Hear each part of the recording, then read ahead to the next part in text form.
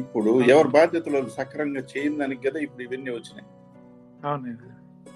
నిన్న మాట్లాడుకున్నట్టుగా ఎవరి బాధ్యతలు ఎవరి పనులు వాళ్ళు కరెక్ట్ గా చేస్తుంటే, ఎవరికి గాని ఇటువంటి కోరికలు పుట్టకుండా ఉంటే, ఒక స్త్రీకి గాని పురుషుడికి గాని ఎవరు దీనిలో వాళ్ళు ఉండేవాళ్ళు.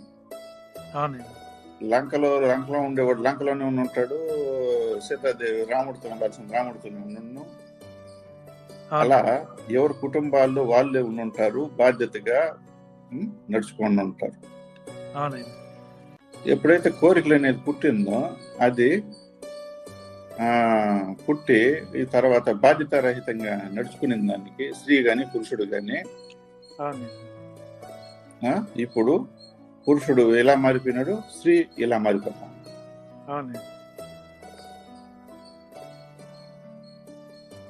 ఇప్పుడు ఈ బాధ్యత రహితంగా నడుచుకునే దానికే ఇప్పుడు స్త్రీ బాధ్యతలు తీసుకొని బయలుదేరింది.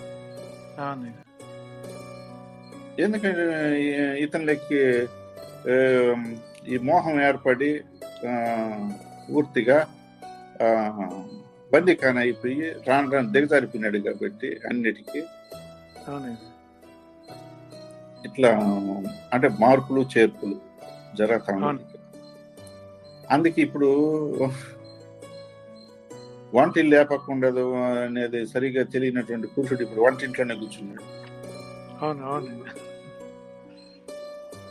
ఇప్పుడు టీ కాఫీ భోజనాలు అన్ని చేయాల్సింది ఇప్పుడు పురుషుని చేతిలోకి వెళ్ళిపోయింది వంట.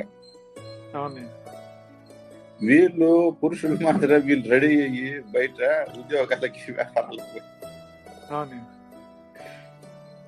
ఇప్పుడు బిడ్డల్ని స్నానం చేయించడం, బిడ్డల్ని నేర్పించడం, బిడ్డల్ని సక్కదిద్దడం, బిడ్డలకు చదువు చెప్పడం, బిడ్డలకి ఏది మంచి చెడ్డ చెప్పడం అన్ని ఇప్పుడు పురుషుడి చేతిలోకి వచ్చేసింది. ఇప్పుడు పురుషుని చేతిలోకి వస్తే ఇప్పుడు ఆ కుటుంబాన్ని తను ఎలా చేయగలుగుతాడు? స్త్రీ చేయాల్సిన పని పురుషుడు చేయాలంటే ఎట్లుంటుంది ఆ పని?